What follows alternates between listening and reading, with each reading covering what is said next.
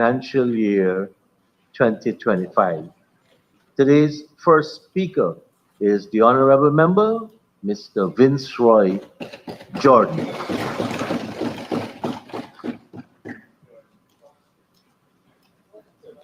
Let them draw and show them how we do.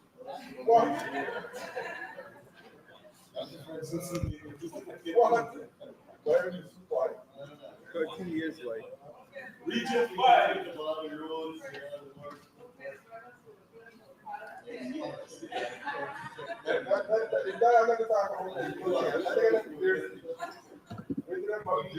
Thank you, Mr. Speaker. Mr. Speaker, I want to say good morning to all my colleagues and those visiting today in the National Assembly. Mr. Speaker, I rise to add my voice to the budget debates of 2025. Mr. Speaker, while this national budget is important, I stand today not to speak heavily on its content, but rather on the management and execution of its allocation. For it is that what the Guyanese people use as measuring sticks to unseat this incompetent, uncaring, heartless, and unscrupulous regime from office. Yes, sir, not just the numbers, but what is allocated for the development and transformation of the lives of every Guyanese. And that is exactly what this budget lacks. Mr. Speaker, permit me to touch briefly on region number 5. Mr. Speaker, almost 5 years in, and this government remains incompetent at the regional level as it were from the beginning of its term. Sir, the Minister of Local Government will come to this House and boast about the PSIP and how it achieved 99 and 100% across programs as at December 2024. But sir, let me help you understand how ineffectual and laid-back this government is. Mr. Speaker, at mid-year, the PSIP in Region 5 stood just below 30%. Mr. Speaker, by September 2024, the progress report remained just around 30%. By November 2024, the report was just under 50%, sir, and millions of dollars were unspent. Yet by the end of the year, they boast of completing their work program. They could not have, Mr. Speaker. Sir, permit me to highlight the incompetence of the Mahaica-Borbis Region Administration. Mr. Speaker, we still have several unfinished schools. Mr. Speaker, schools are in need of repairs and maintenance, and the Honorable Mustafa knows that, sir. Mr. Speaker, the evidence is clear. Just check the number of schools that remain closed in Guyana at the opening of the school term in September and as recent as January. Mr. Speaker, as a result of the incompetence of the local government minister, Sonia Parag, the Bushlot Secondary School has been under repairs since September, Mr. Speaker, of last year. And the children go to school on a rotational basis. Sir, a parent was severely injured during a parent-teachers conference at the very school when a huge beam fell from the roof, hitting her on the head, Mr. Speaker. That is the incompetence of the Honorable Sonia Parag, Mr. Speaker.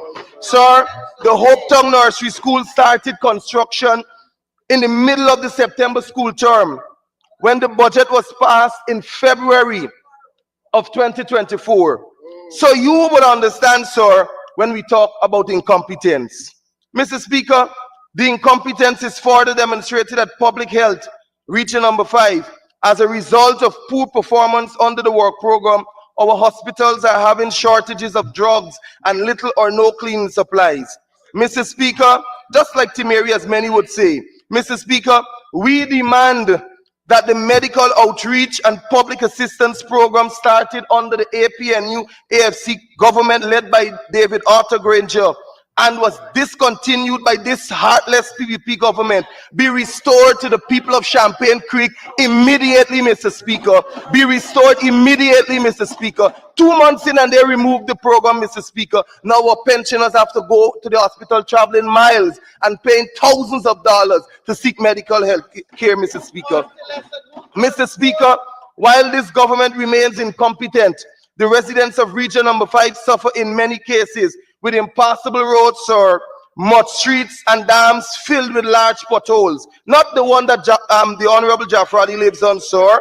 Sir, the incompetence is so grave that the road to Champagne Creek, Myconi, was placed on 3 budgets, sir, and never completed. I repeat for emphasis, the road was placed on 3 budgets, sir, and it was never completed.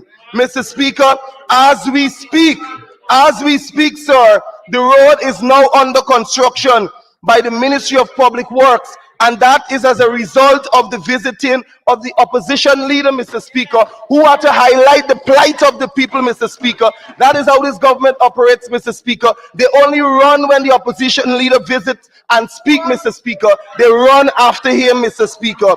Mr. Speaker, might I remind this Jagdeo-led regime that changing regional executive officers in Region Number 5 will not solve the problems of nepotism, cronyism, and incompetence.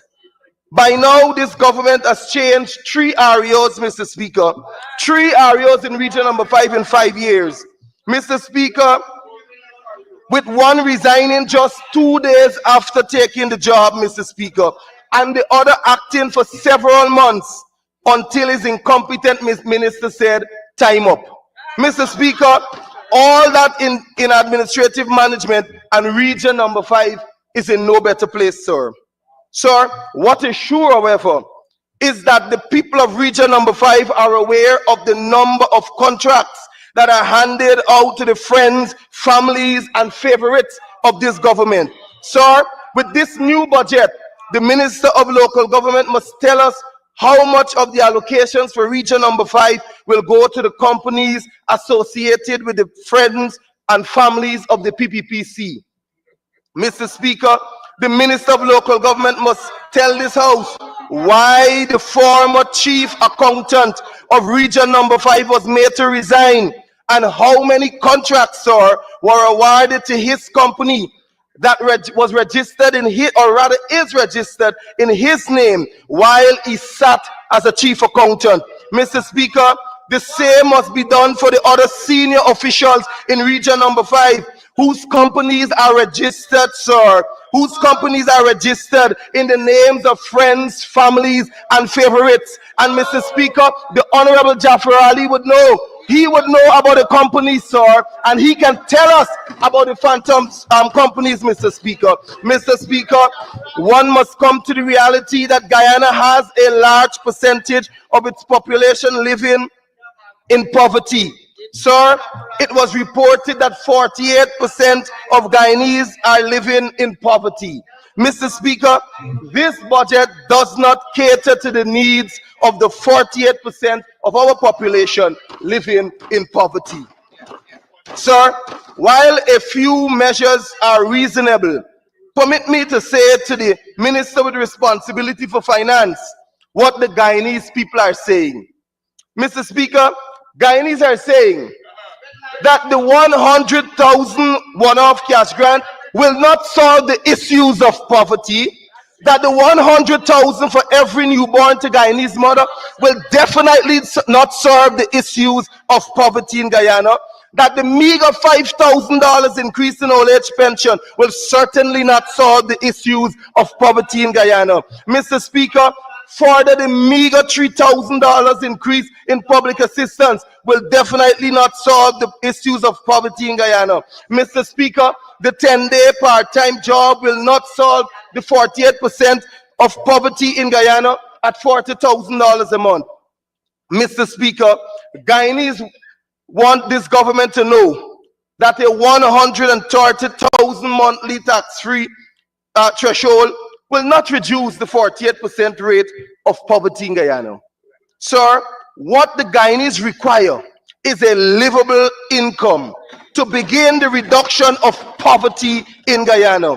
Mr. Speaker, let it be made abundantly clear that upon return to office later in 2025, the coalition government will increase the income tax threshold to $400,000, and all Guyanese can then experience a life of prosperity with a 35% increase in wages and salaries.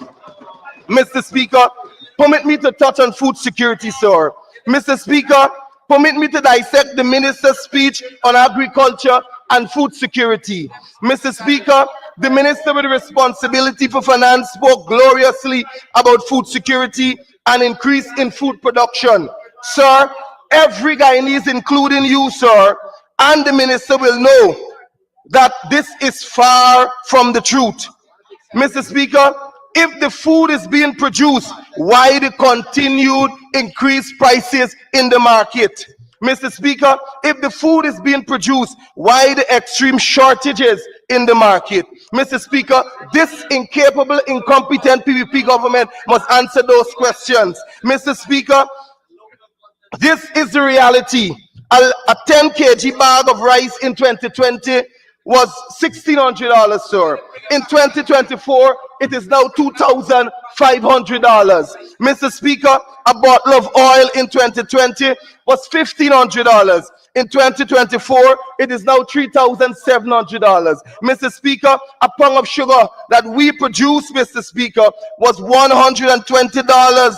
Now in 2024, it is about $300, Mr. Speaker. Mr. Speaker, a parcel of boro for a family of 5 in 2020 was $300. Mr. Speaker, in 2024, the same parcel, Mr. Speaker, is $1,000 and more, sir. Mr. Speaker, a pound of tomato in 2020 was $120. Now in 2024, tomatoes are selling at $260 per pound, Mr. Speaker. Mr. Speaker, a slice of pumpkin for all of Guyana to see was $200 in 2020.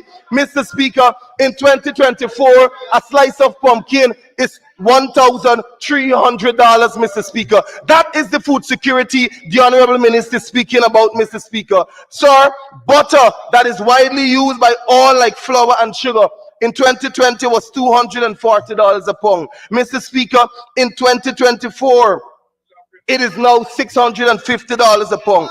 Mr. Speaker, potato in 2020 was $120 a pound, sir. In 2024, potato is now $247, sir. Mr. Speaker, I challenge them to go to Bounty and go to the market and check the prices, and you will see the reality that prices has indeed increased, Mr. Speaker. Mr. Speaker, the minister spoke about the 2.9% estimated inflation rate for 2024. Sir, the minister and his government should know that all Guyanese feel it is more like 15 to 18% inflation in 2024. There's an old saying, Mr. Speaker, that who feels it knows it. And they don't feel it, Mr. Speaker. They don't go to the markets, Mr. Speaker. They don't go to the shops, Mr. Speaker. And so they don't know what it feels like, Mr. Speaker, to stand under the heavy burden of inflation. Mr. Speaker,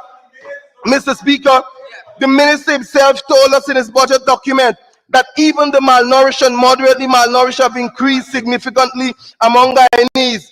In one case, it states that the severely malnourished rate increased from 0.1 in 2020 to 0.5 in 2024, moving upwards by 300%.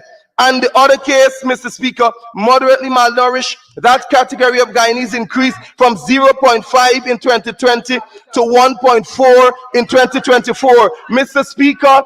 Speaker, our good friend, the Honorable Jennifer Westford, came to this house yesterday and said that you need to see the people who are malnourished. Mr. Speaker, in the very government, there are living examples of people who are malnourished right here in Guyana, Mr. Speaker. We don't have to go far. It is evident right across in the government, Mr. Speaker. Sir, this alone is a clear indication that the minister reports on food security, or his report rather, on food security is far from the truth, Mr. Speaker. Mr. Speaker, let the minister tell us about the healthy foods and why these categories of Guyanese were unable to receive the required foods. Mr. Speaker, the failures of the Ministry of Agriculture are so evident and even so ever present. Since everywhere you look, you can see the failure, sir. Sir, it ranges from Gaisuko to drainage to irrigation to crops and livestock and many more. Mr. Speaker, to compound the situation, the failures and mismanagement, Mr. Speaker, are widened with wrongdoings. And we know when we speak about wrongdoings, Mr. Speaker, it stands in the place of that C word.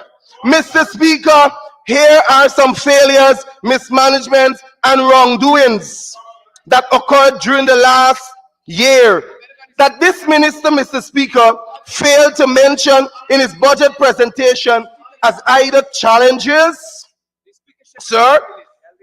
He failed to mention in his presentation this year that these are either challenges or either missteps, Mr. Speaker, of this government. But, sir, I will want to highlight some of these missteps, Mr. Speaker. Mr. Speaker, massive fraud was uncovered at the Guyana Marketing Corporation after the general manager ordered an audit. The accountant and special projects managers were fingered. Kaitor News, September 12, 2024. Mr. Speaker, General Minister of Agriculture knows very well what I'm talking about. Mr. Speaker, the wrongdoings continued at the Mahaika-Maikoni-Abari Agricultural Development Authority. That organization, sir, admitted to misappropriation by staff members that was uncovered and claimed to immediately deal with it, Mr. Speaker. We are still waiting, Mr. Speaker. Mr. Speaker, at the GLDA, the chairman admitted that there was damages to thousands of duck eggs and suspected sabotage. To date, sir, there is no disclosure. Mr. Speaker, at Gaisuko Albion Estate, the power was destroyed by fire, causing a delay in the start of the crop and estimating just over $50 million in damages, as was reported by Gaisuko. Sir, we saw and heard in this very house requests for monies to make payments of over $600 million for a $50 million damage. That is the reality in this government, Mr. Speaker. Wrongdoings. Mr. Speaker, over at Rosal Estate, it was reported that over 240 tons of sugar were unaccounted for, while senior managers were sacked. To date, no probe has been launched. Mr. Speaker, you will recall the opposition reported that chickens were being smuggled from Suriname, allegedly by senior government officials. To date, sir, no audit has been launched. Mr. Speaker, you will know, sir, that several pump stations across Guyana remain incomplete while billions of dollars were spent with no works to show. Mr. Speaker, I spoke extensively about the inclusion body hepatitis IBH pandemic in the poultry sector.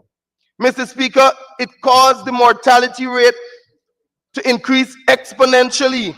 I saw hundreds of poultry farmers losing thousands of layers and broilers. And to date, sir, nothing was done by the Ministry of Agriculture to curb this crisis, as it has since worsened as we speak today. Mr. Speaker, that is the reality on the ground. I challenge the Honorable Zulfikar Mustafa, sir, to visit the local farmers. I challenge him, sir, not to be interested only in chickens coming across the borders, Mr. Speaker, but that he go to the local farms and see the plight and struggle of our farmers. Mr. Speaker, the chickens are not being properly vaccinated, sir, and that is the reality. Mr. Speaker, we saw hundreds of farmers and households counting their losses and certainly not being compensated, Mr. Speaker, after being flooded as sluices and cocas gave way across this country due to poor maintenance and lack of servicing. Only as recently as 3 months ago, Mr. Speaker, causing severe flooding in Calcutta, Catherine, Good Faith, and Dundee Maikoni. Mr. Speaker, and the minister knows because we were both on the scene at the same time. Mr. Speaker, he knows, and they will blame it. They will blame it on high tide and spring tide, sir. But Mr. Speaker, whether it is high tide or spring tide or no tide, our infrastructure must be able to stand against the tides of the day, Mr. Speaker. And so I call it, Honorable Zulfikar, your incompetence, Mr. Speaker. Mr. Speaker, our fisher folks are still awaiting the fishing and trawler license between Guyana and Suriname. Mr. Speaker, permit me to touch on the rice expansion and cheaper production of our intended coalition government. Mr. Speaker, sir, the next coalition government will fast track the production of nitrogen fertilizer in Guyana through direct government investments. We see the local fertilizer industry as a game changer, sir, in terms of boosting agricultural production, reducing food prices by 25 to 30%, growing the income of tens of thousands of farmers, bringing marginal lands into commercial viability, boosting rural economies, and guaranteeing Guyana's food security. Mr. Speaker, I want to assure all our rice farmers that the coalition government, when it takes office, Mr. Speaker, will reduce the cost of rice production with this initiative. Mr. Speaker, permit me to touch on DNI. Mr. Speaker, our future coalition government will place special emphasis on drainage and irrigation in a structured manner, sir. Mr. Speaker, we will create a special sector with a minister responsible for drainage and irrigation and properly decentralize DNI to every region, Mr. Speaker, and watch the operative word, Honorable Zulfikar, properly, Mr. Speaker. Mr. Speaker, like region number 9, Mr. Speaker, we will, with a special focus on the hinterland regions, especially the Upper Takatu Essequibo, where we will develop new and improved DNI infrastructure that will significantly reduce the chances of flooding during the rainy or wet seasons, Mr. Speaker. And, sir, develop a proper water management system that will build upon the previous work of the APNU AFC government. In that, we will build more secured reservoirs to store water for the entire Rupununi savannas during the dry seasons. Mr. Speaker, that is a fact of the coalition government. We have started that, sir. Mr. Speaker, this government is kleptocratic and unscrupulous. It lacks the credibility and ability to devise strategies, plans, and execute large projects. Mr. Speaker, I want to repeat for emphasis that my colleague, the Honorable Kwame McCoy, came into the House now. This government is kleptocratic and unscrupulous. It lacks the credibility and ability to devise the strategies, plans and executions of large projects. Mr. Speaker, we don't have to go far. The Skeldon modernization project. Mr. Speaker, the fiber optic cable project. Mr. Speaker, let me get back to my speech, Mr. Speaker. With that in mind, sir, we see the need for increased and improve infrastructure in DNI across Guyana, considering the challenges of climate change and its consequences. Hence, sir, the reason why our next coalition government will place much focus on sector management and improvement, not wanting the cases of Tipio, Belwest, and Cottage Pump Station to ever repeat itself ever again in Guyana. Mr. Speaker, you, sir, like many Guyanese will know that this PPP government is incompetent and it thrives on hatching deals with its friends, families, and favorites. Sir, you will remember that a contract was awarded by NDIA almost 2 years ago to the Tupuya Construction Company, owned and managed by a well-known Guyanese critic. Sir, its completion date was slated for 12 months after, and today it stands at just over 15% completed. After spending over $800 million, Mr. Speaker, nothing is there to show for the works, Mr. Speaker. Mr. Speaker, I hear the Honorable Minister shouting across from the other side. But Mr. Speaker, let me continue. The Minister with responsibility for finance in the middle of his budget presentation wandered off on a tangent to talk about sea and river defense at the Columbia-Marconi foreshore. Mr. Speaker, Let me tell the Honorable Minister of Finance, successive Jagdeo and Ramatar PPPC governments are equally responsible for the deterioration and eventual destruction of the sea defense along the Danzig to Columbia foreshore. Mr. Speaker, the Honorable Barra Jagdeo spent 12 years as president, while Ramatar spent just over 3 years, totaling 15 plus years of the PPP government having knowledge of a deteriorating sea defense. Sir, I will prove my case, Mr. Speaker, by saying on several occasions during both presidents' tenure in office, they patched and partially rehabilitated that very sea defense, Mr. Speaker. Sir, it is disingenuous of the Minister of Finance, Mr. Speaker, he has only responsibilities, not the Minister, to come to this House and cast blame on the APNU AFC government for that breach, Mr. Speaker, of the sea defense, when in fact, sir, they had 23 years to fix it, Mr. Speaker, and they never did. Mr. Speaker, that apart, sir, almost 5 years in, and they budgeted billions of dollars to fix that very sea defense. Today, sir, I recently visited that site, and after spending billions of dollars, Mr. Speaker, they are still driving piles, Mr. Speaker. They are still driving piles while the breaches continue to happen at several points along the seashore. Mr. Speaker, a time is coming, sir.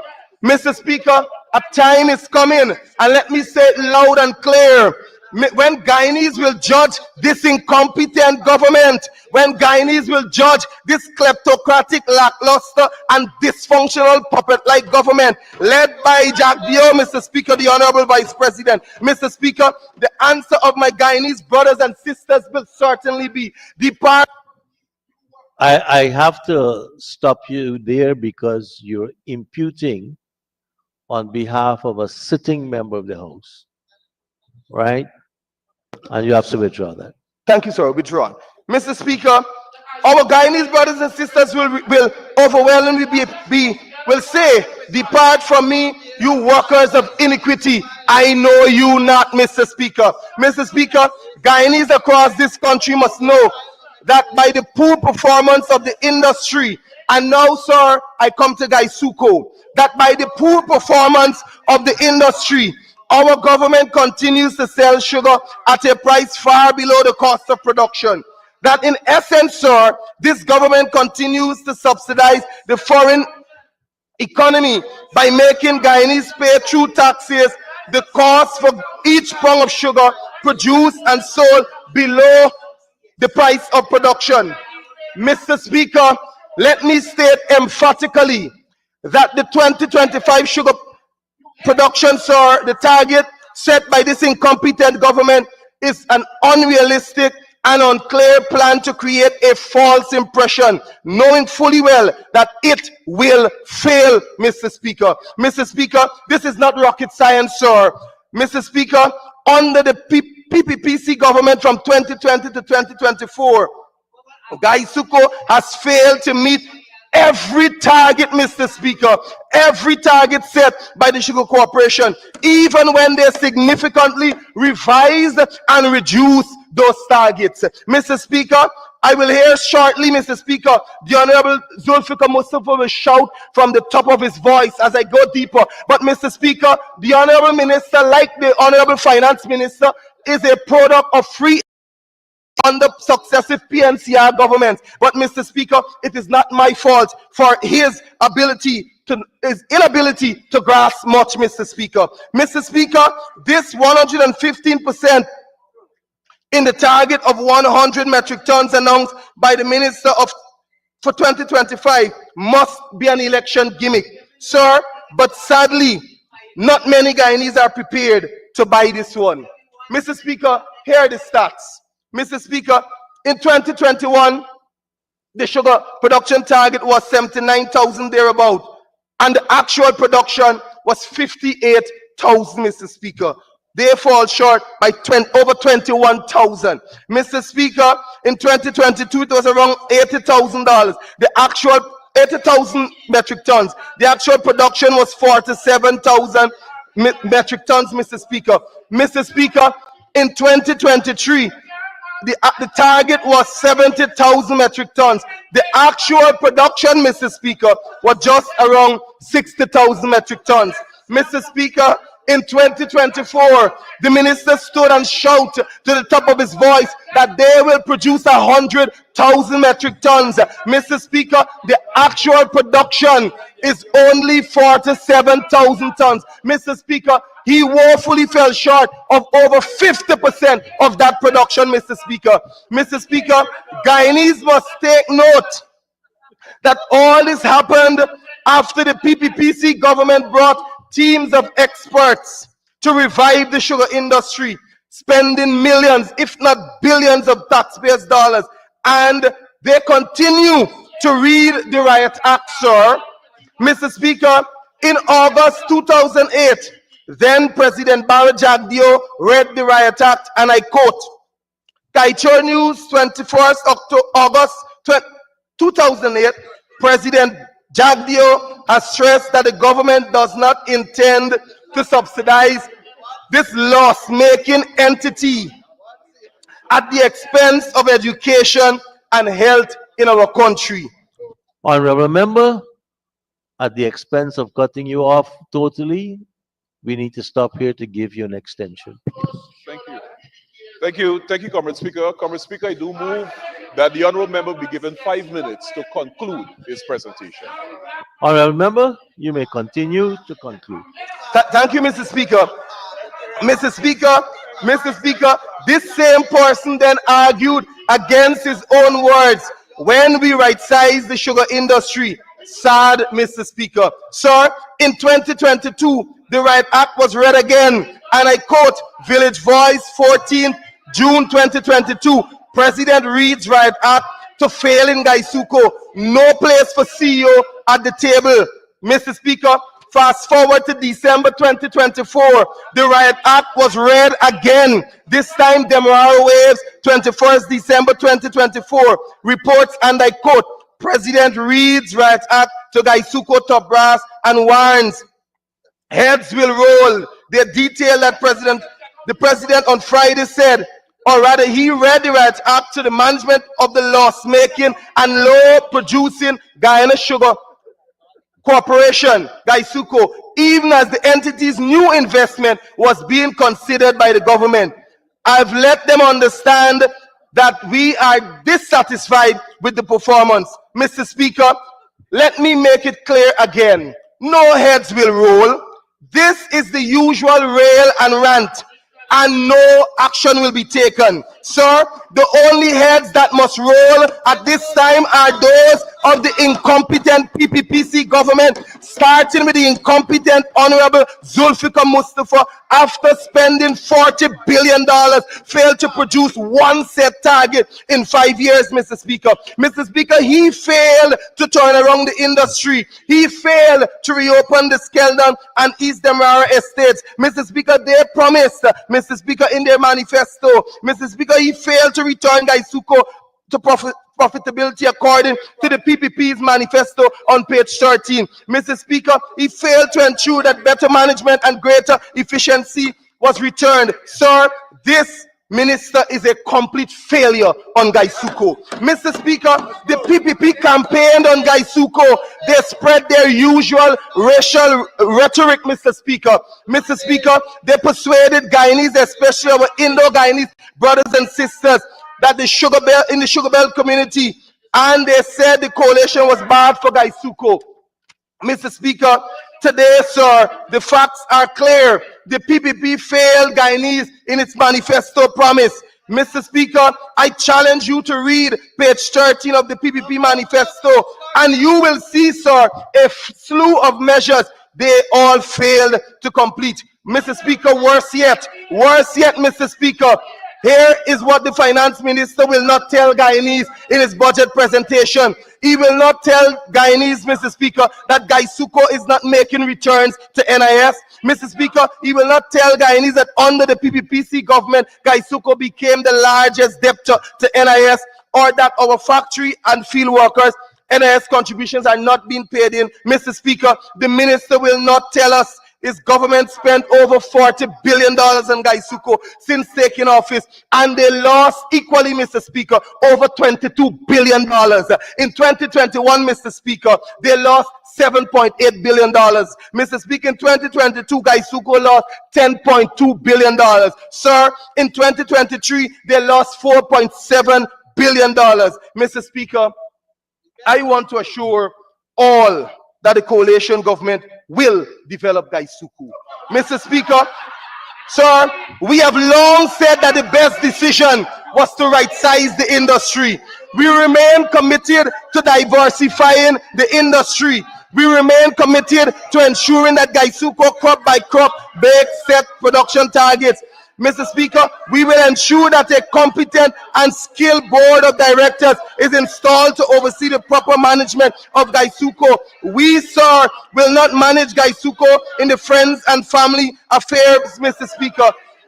Mr. Speaker, Mr. Speaker, I spoke to several factory and field workers, Mr. Speaker, and management across Guyana. They all echo the similar sentiments. They said Gaisuko can do well, sir. But the problem is the PPP government. Its incompetence coupled with some sections, Mr. Speaker, of management and the unfair treatment of many middle class managers. Mr. Speaker, Mr. Speaker, the ILO study showed that more jobs were lost in the sugar industry under the PPP than under the PNCR coalition. Mr. Speaker, the study says on page 24 that there were 28,081 workers employed by Gaisuko. Mr. Speaker, the report further noted that by May 2015, Mr. Speaker, the Guyana Sugar Corporation was in dire financial straits, and the number of employees reduced to 16,900, Mr. Speaker. Mr. Speaker, that was done by the PPP government, a reduction of 11,154 workers. This in comparison to the PNCR and coalition years in office, Mr. Speaker. We saw 325 jobs that were lost under Boredom and Hoyt and 5,160 under the coalition. Mr. Speaker, they like to talk about 7,000 sugar workers being displaced. But Mr. Speaker, in 1976, there were 12 sugar estates in Guyana. By 2015, when the coalition took office, there were only 6 sugar estates, Mr. Speaker. Mr. Speaker, the PPPC closed 6 sugar estates between 1992 and 2015. They closed more than us, Mr. Speaker. They closed more than us. Mr. Speaker, Mr. Speaker, Mr. Speaker, permit me, sir, to touch in conclusion, sir. Here are some of the policies our next coalition government will adopt to further develop the agriculture sector. Mr. Speaker, we will establish a National Agriculture Council to advise the Ministry of Agriculture on policy decisions and sector development. The council will include, Mr. Speaker, representatives from farmers, organizations, industry experts, and relevant stakeholders to provide balanced and practical recommendations. Mr. Speaker, we will coordinate the promotion of agricultural development in every region to increase, Mr. Speaker, agricultural production, food availability, and accessibility in pursuance of a sustainable agriculture sector across Guyana. Mr. Speaker, we will review and develop a national drainage and irrigation framework while decentralizing offices and services in every region, making, Mr. Speaker, DNI a core sector of focus and responsibility in the Ministry of Agriculture. Mr. Speaker, we will establish a department within the DNI responsible for the study and development of water storage reservoirs, Mr. Speaker, and have allocations in hinterland and highland regions, for example, Central Rupununi. Mr. Speaker, we will initiate a task force that will review, advise, and oversee the structural changes in administration at all regional levels, delivery, Mr. Speaker, of agricultural service by the agencies under the Ministry of Agriculture. For example, sir, all agencies at the regional level should be brought under the coordinate supervision of a regional coordinator or a head of agricultural services.